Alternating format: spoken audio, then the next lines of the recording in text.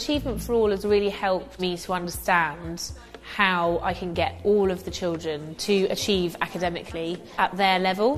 What is the first thing? Looking at observing and also tracking the actual progress, we've been able to be very clear about what works in the school and develop those areas further. Soon they'll find out that he was just doing it for the money. The second strand is about very rigorous tracking of students' progress, which means that every bit of intervention is informed by half-termly assessments which are recorded, and intervention is swift and targeted.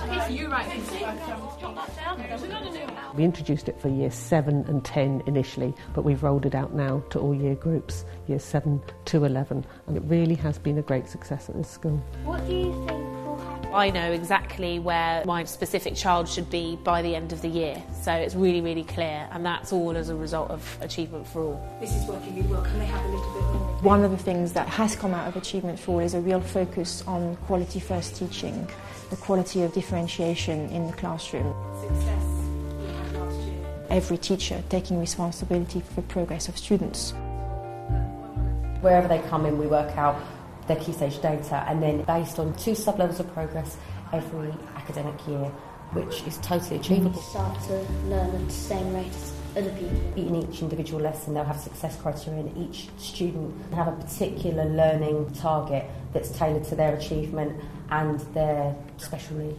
We're really pleased with that, and I know your mum is absolutely over the moon about that. He's helped me improve my math skills, my English skills, everything. They've taught me anger management and got me back into mainstream. Since the terms began, we've had a really dramatic impact in raising the profile of literacy, which has been our main aim at the moment, just to get the students wanting to pick up books.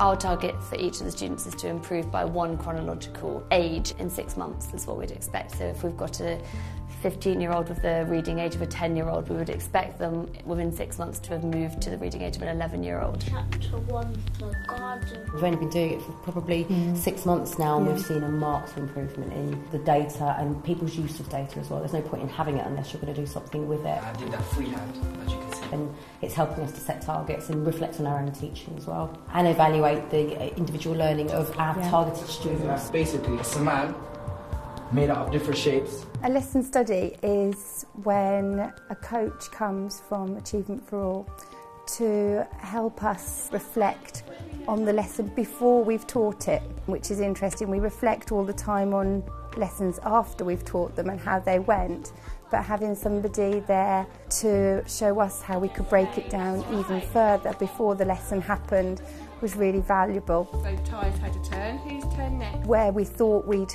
already differentiated, she was able to point out to us the language we were using, which wasn't going to be accessible for them. Amy, whose turn next? We've found that for our youngsters on Achievement for All, particularly those that started it lower down the school, they have made accelerated progress, certainly by the end of year 9.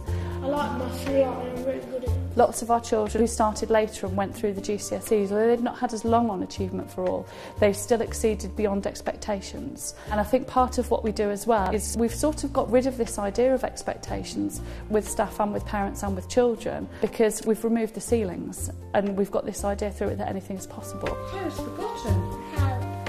Help, good boy. Can you show me help? It has just made me think more about what these children are getting out of a lesson and make sure that there's more of a purpose for them and that they understand the purpose, and to give them more confidence. What colour will you go for first? We've got a wealth of information now about what's going really well in the classroom, what has developed, and the little bits that we need to tweak to get even better.